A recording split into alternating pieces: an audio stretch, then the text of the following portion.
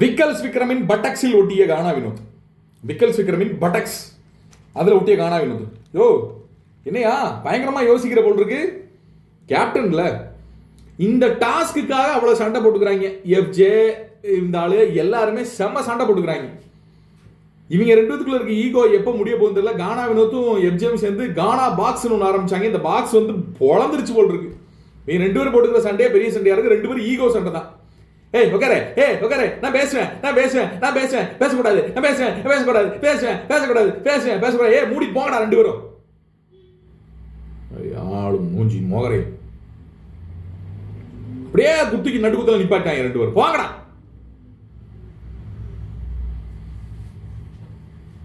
அந்த ஆளு ஒரு இவன் ஒரு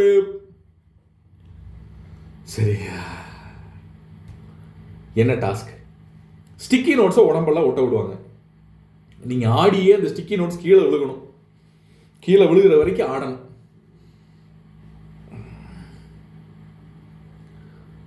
யாருடைய ஸ்டிக்கி நோட்ஸ் உடம்புல இருந்து கம்மியான டைமில் எல்லா ஸ்டிக்கி நோட்ஸும் கீழே விழுந்திருக்கோ அவங்க ஜெயிச்சவங்க.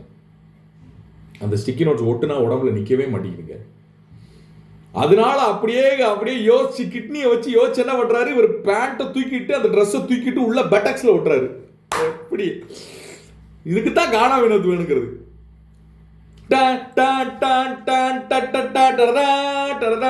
எப்படி ஒட்டின பாத்தியா பெட்டக்ஸ்ல.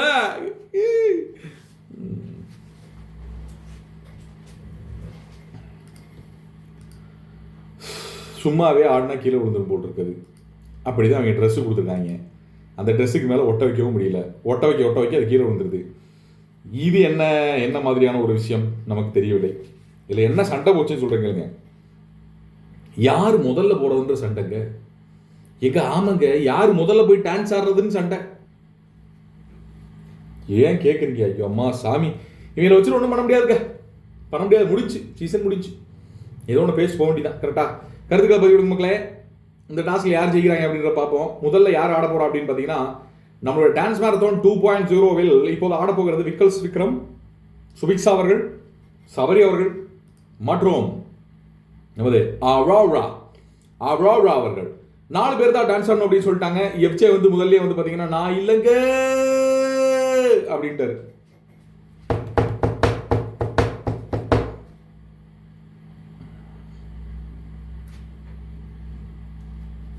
கருத்துக்களை பதிவிடுங்க. இல்லை நீங்கள் பதிவிட்டே ஆகணும். நீங்கள் கருத்துக்களை பதிவிட்டே ஆகணும்.